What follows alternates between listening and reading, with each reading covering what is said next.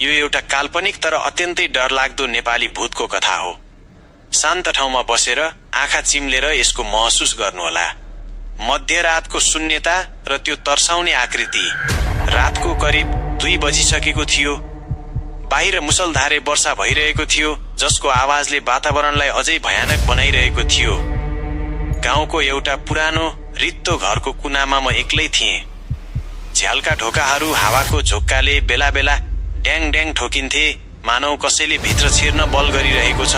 अचानक कोठाको तापक्रम भत्तै घट्यो। मेरो शरीरका रौँहरू ठाडा भए। एउटा अनौठो गन्ध हावामा फैलियो, कुहिएको मासु र ओसिलो माटोको कडा मिश्रण। मैले भित्तातिर हेरेँ। मैनावतीको मधुरो प्रकाशमा एउटा लामो कालो छाया बिस्तारै हलचल गरिरहेको थियो। त्यो छाया मेरो थिएन, त्यो त कोठाको छतबाट उल्टो झुन्डिएको कुनै विभत्स आकृतिको थियो। मैले साहस बटुलेर माथि हेरेँ। मेरो सातो गयो। एउटी महिला जसका कपालहरू भुइँसम्म लत्रिएका थिए, सेतो मैलो लुगामा बेरिएकी थिए। उसका आँखाहरू थिएनन्, मात्र 2वटा रगत लतपतिएका काला प्वालहरू थिए। उसले आफ्नो टाउको बिस्तारै 180 डिग्री बटारेर मतिर फर्काई।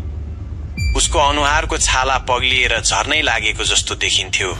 उसले एउटा अमानवीय धोत्रो आवाजमा खुसुखुसु भन्न थाली, "त किन यहाँ आइस? यो ठाउँ मेरो हो, अब त पनि मेरै हुनेछस्।"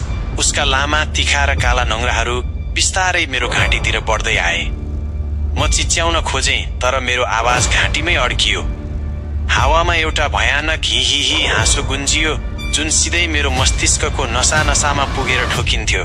जब उसले मेरो काँधमा आफ्नो चिसो हात राखी, मलाई महसुस भयो त्यो हातमा मासु थिएन, मात्र चिसो हड्डी र सडेको छाला थियो। म कसरी मेरो शरीर ढिक्का भयो। म हल्लिन पनि सकिन। कोठाको मैनबत्ती बिस्तारै निलो बल्न थाल्यो। मानव हावामा अक्सिजन होइन, कुनै प्रेतको सास भरिएको छ। चिहानको सन्नाटा र त्यो भयानक साउती, उसका ती रगत लतपतिएका काला आँखाहरू जुन वास्तवमा खाली प्वालहरू थिए, मेरो आँखामा गाडिए। उसले आफ्नो मुख बिस्तारै खोल्यो।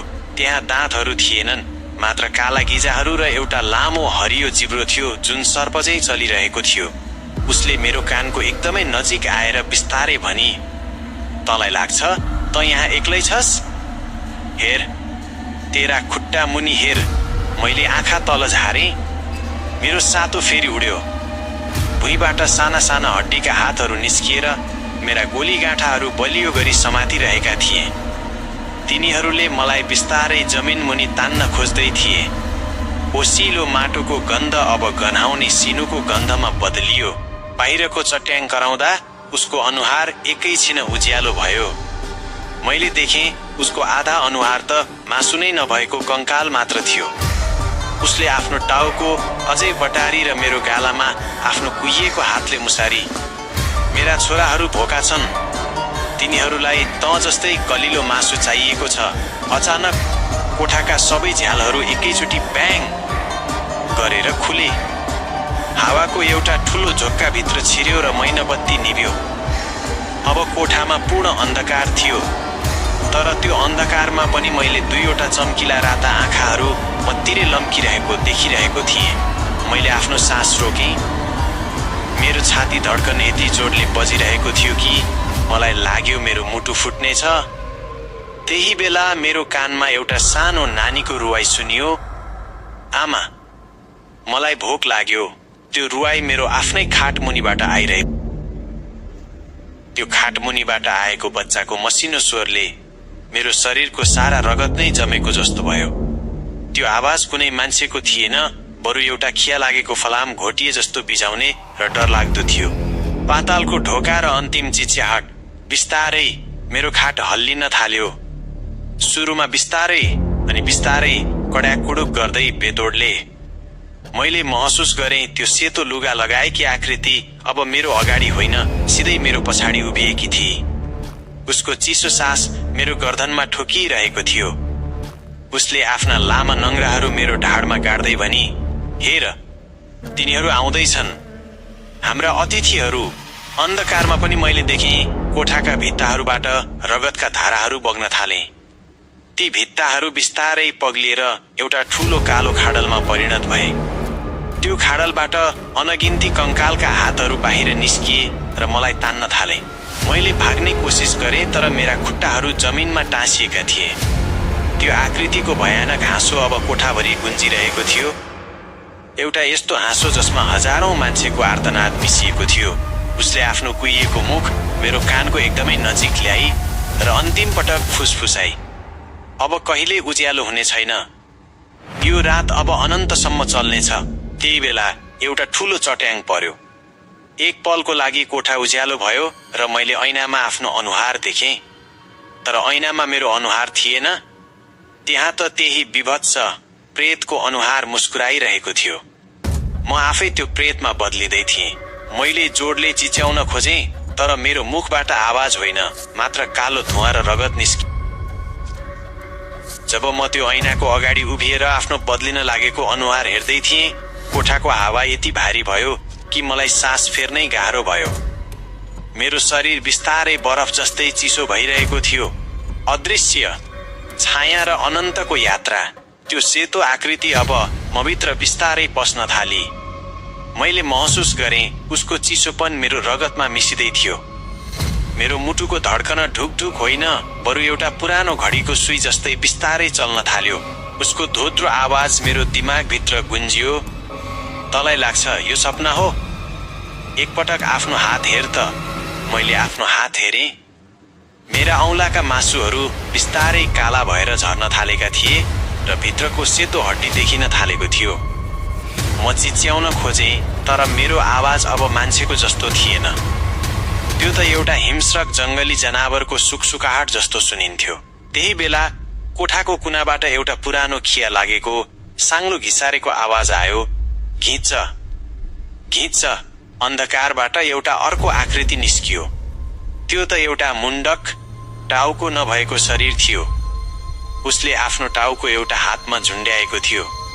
त्यो टाउकाको मुखबाट रगतको साटो कालो किराहरू भुइँमा झरिरहेका थिए। उसले बिस्तारै मतिर आफ्नो रित्तो हात बढायो। मैले झ्यालबाट बाहिर हेरेँ। बाहिरको संसार अब हराइसकेको थियो।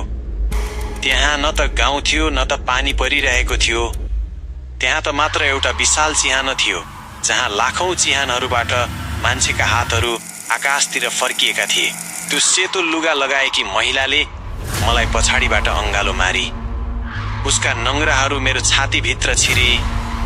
उसले बिस्तारै मेरो कानमा अन्तिम साउती मारी, हिन्ड, अब हाम्रो घर जाने बेला भयो, जहाँ कहिल्यै घाम लाग्दैन, जहाँ कसैले कसैको आवाज सुन्दैन। मेरो कोठाको भुइँ बिस्तारै पाताल जस्तै फाट्यो। म तल खस्न थालेँ, तल, झन् तल, जहाँ मात्र एउटा भयानक अन्ध्यारो र अनन्तको रुवाई थियो। पुरा स्तब्ध भयो। न त म तल खसेँ न त म कतै ठोक्किएँ।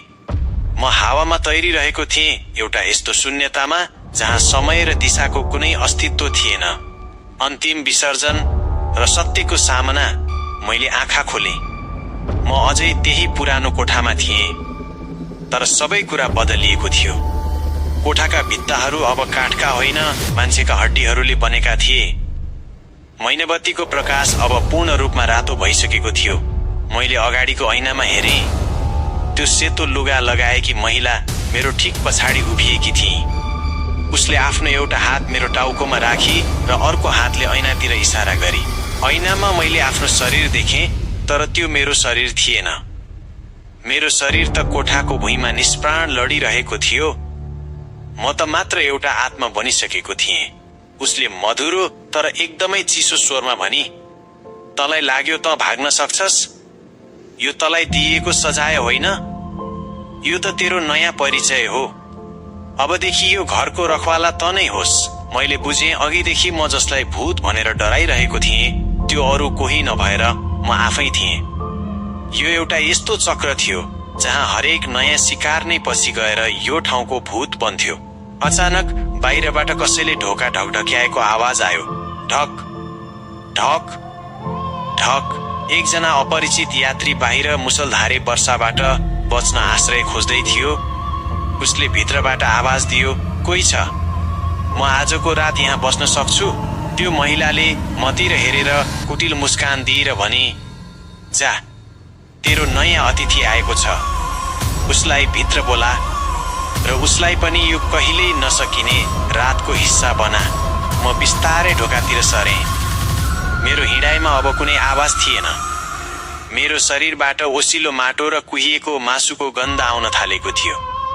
मैले काँपिरहेको हातले ढोकाको चुकुल खोलेँ र बाहिरको मान्छेलाई हेर्दै त्यही धोद्रो स्वरमा भने, भित्र आउनुहोस्, म तपाईकै प्रतीक्षा गरिरहेको थिएँ।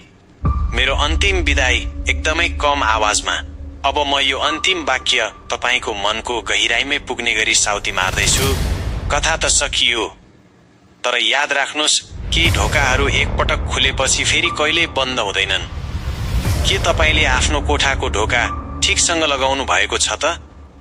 कतै अर्को पालो तपाईको त होइन? शुभरात्रि। यदि तपाई निदाउन सक्नुभयो भने यो कथाको अन्त्य कस्तो लाग्यो? के तपाईलाई अझै यस्तै डरलाग्दो वा रहस्यमय कथा सुन्न मन छ कि अब विषय बदलौं?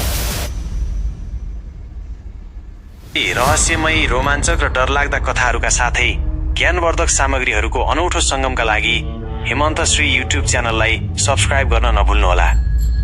के थाहा, अर्को कथाको पात्र तपाई नै पो हुनुहुन्छ कि? त्यसैले नयाँ अपडेटहरूका लागि बेल आइकन पनि थिच्नुहोस्। सँगै यात्रा गरौं डर र ज्ञानको यो अद्भुत संसारमा।